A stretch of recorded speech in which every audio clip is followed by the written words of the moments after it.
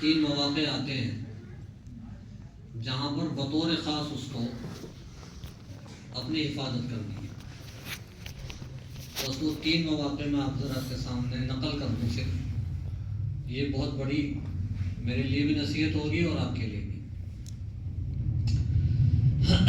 ایک مرتبہ حضرت موسیٰ علیہ السلام کی ملاقات شیطان سے ہوئی. فقیہ ابو اللیث سمرقندی رحمۃ اللہ علیہ جو بہت بڑے بزرگوں میں سے گزرے، انہوں نے لکھا ہے تنبیہ الغافلین میں. تو شیطان کہنے لگا حضرت موسیٰ علیہ السلام سے کہ آپ پیغمبر ہیں، اللہ کے خاص بندے ہیں، میں توبہ کرنا چاہتا ہوں، آپ اللہ تعالیٰ کے یہاں سفارش کر دیں. تو موسیٰ علیہ السلام کو خیال ہوا کہ یہ شیطانی بات کہہ رہا ہے، اگر اس نے توبہ کر لی تو گویا گناہوں کا دروازہ بند ہو جائے. یہ تو بڑی اچھی بات ہے. تو موسیٰ علیہ السلام نے وضو کیا اور نماز میں مشغول ہوئے اور دعا کرنے لگے اللہ تعالیٰ سے.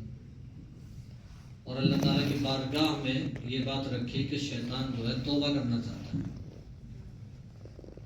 تو اللہ تعالیٰ تو چونکہ علیم بذات الصدور ہے، دلوں کے بھیدوں کو اللہ تعالیٰ جانتا ہے، اس سے کوئی چیز پوشیدہ نہیں رہتی. تو اللہ تعالیٰ نے فرمایا حضرت موسیٰ علیہ السلام سے کہ یہ جھوٹ بول رہا ہے، ایسا نہیں کرتا ہے. کہ نہیں، وہ کہہ رہا ہے کہ اگر یہ کہہ رہا ہے تو آپ اس سے یہ فرما دیں کہ یہ آدم کی قبر کو سجدہ کر لے. تو موسیٰ علیہ السلام نے اس سے کہا بھائی اللہ تعالیٰ فرما دیں کہ آدم کی قبر کو سجدہ کر لے. شیطان نے کہا میں نے تو زندہ آدم کو سجدہ نہیں کیا تھا، مردہ آدم کو کیا سجدہ کروں گا، یہ نہیں چلنے والی بات.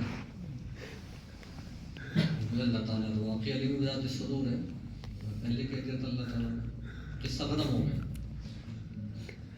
شیطان کہنے لگا کہ نہیں بات تو بنی نہیں، لیکن آپ نے چونکہ میری سفارش کر کے میرے ساتھ احسان کا معاملہ کیا ہے تو میں آپ کو تین باتیں بتاتا ہوں. تو بس آپ وہ تین باتیں سنیں، انشاءاللہ مزہ آئے گا اور زندگی میں کام آئیں گی. شیطان نے کہا کہ پہلی بات تو یہ ہے کہ جب انسان کو غصہ آتا ہے تو میں اس کے جہاں جہاں خون دوڑتا ہے اس کی رگوں میں وہاں دوڑتا ہوں اور انسان کو پوری طرح بے عقل کرنے کی کوشش کرتا ہوں. کیونکہ انسان صحیح فیصلہ اسی وقت لے پاتا ہے جبکہ وہ عقل کے اعتبار سے مطمئن ہو، دماغ بالکل ٹھیک کام کر رہا ہو. اسی لیے علماء نے لکھا ہے کہ جب قاضی کرسی پر بیٹھے فیصلہ کرنے کے لیے تو وہ بالکل صحیح دماغ ہو، فریش ہو. آج بھی ججوں کے قانون ہے، جو بڑی بڑی عدالتوں میں جج ہیں، کہ جب بالکل فریش موڈ ہوگا تب فیصلہ کرنا ہے، نہ اس کی حمایت ہوگی نہ اس کی حمایت ہوگی، فیصلہ بالکل درست ہوگا. اور غصے کی حالت میں فیصلہ نہیں کرنا، یہ قاضی کے لیے لکھا ہمارے فقہاء نے. تو شیطان نے کہا پہلی بات یہ ہے کہ جب انسان غصے میں آتا ہے تو میں اس کے رگوں میں دوڑ پڑتا ہوں پوری طرح اور کوشش کرتا ہوں اس کو ورغلانے کی اور غلط فیصلہ کرانے کی کہ اس کی زبان سے کوئی غلط بات نکل جائے. لہذا غصے کی حالت میں پورے چوکن نہ رہنا مجھ سے، میں پتہ نہیں کیا کرا دوں گا آپ سے یا انسانوں سے. کہ چلو ایک بات تو یہ ہو گئی. دوسری بات شیطان کہنے لگا کہ جب لوگ اللہ کے راستے میں نکلتے ہیں، جس کو جہاد کہا جاتا تھا اور وہی اصل راستہ اللہ کا، کہ جب انسان اللہ کے راستے میں نکلتا ہے تو میں پوری کوشش کرتا ہوں اس بات کی کہ وہ اپنے بیوی بچوں کے خیالات میں الجھ کر میدان جہاد سے واپس چلا جائے. مجھے بہت برا لگتا ہے کہ کوئی انسان میدان جہاد میں جائے، اللہ کے دشمنوں سے لڑے، خون اس کا بہے یا دوسروں کا بہائے، مجھے یہ برداشت نہیں ہے. لہٰذا میں پوری کوشش کرتا ہوں مجاہد کو اس بات کے طرف توجہ دلانے کی کہ اس کے بیوی کا خیال آ جائے، بچوں کا خیال آ جائے، گھر کا خیال آ جائے، کاروبار کا خیال آ جائے اور یہ اللہ کے راستے میں نکلنے سے رک جائے. علماء نے لکھا ہے کوئی بھی کار خیر ہو تو انسان کار خیر میں بہت جلدی کرے، ورنہ شیطان کار خیر سے روکنے میں ایڑی چھوٹی کا زور لگا دیتا ہے. کار خیر کی بہت تفصیل ہو سکتی ہے. دو مواقع تو یہ ہو گئے.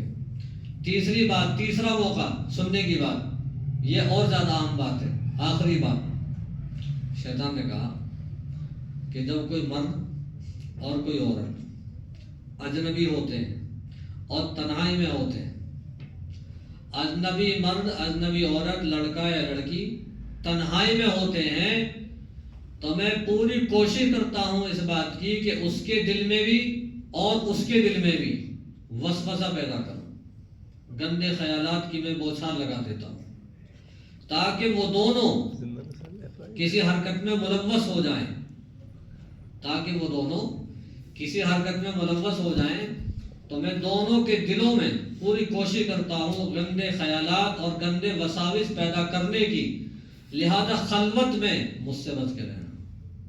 علماء نے لکھا ہے کہ خلوت بالاجنبیہ جائز نہیں ہے، اجنبی عورت کے ساتھ تنہائی میں رہنے اور بیٹھنے کی کسی کو اجازت نہیں دی ہے اسلام نے۔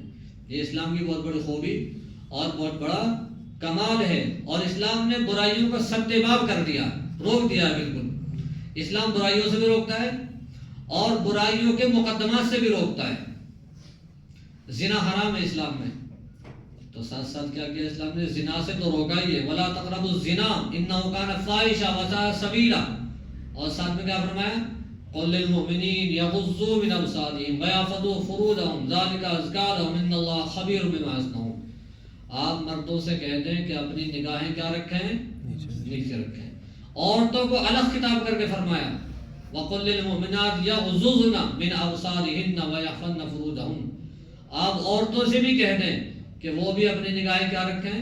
نیچے رکھیں، چونکہ نگاہی کے ذریعے سے کیا ہوتا ہے؟ نگاہی کے ذریعے سے فتنہ پھیلتا ہے، دیکھنے سے شوق پیدا، شوق سے پیدا طلب، دل کی دشمن آنکھ تھی، دل دشمن جاں ہو گیا۔ بات آنکھ سے شروع ہوتی ہے اور دل پر جا کر کے رکتی ہے اور انسان فنا ہو جاتا ہے۔ تو شیطان کی تینوں نصیحتیں میں بھی یاد رکھوں اور آپ بھی ہمیشہ یاد رکھیں، اور خاص طور سے آخری نصیحت کہ اجنبیہ کے ساتھ عورت مرد کے ساتھ، مرد عورت کے ساتھ، لڑکا لڑکی کے ساتھ، لڑکی لڑکے کے ساتھ تنہائی میں رہنے کی شریعت میں اجازت نہیں ہے، اور اسلام نے یہ حکم لگا کر کے بہت بڑے فتنے کا سدباب کر دیا ہے۔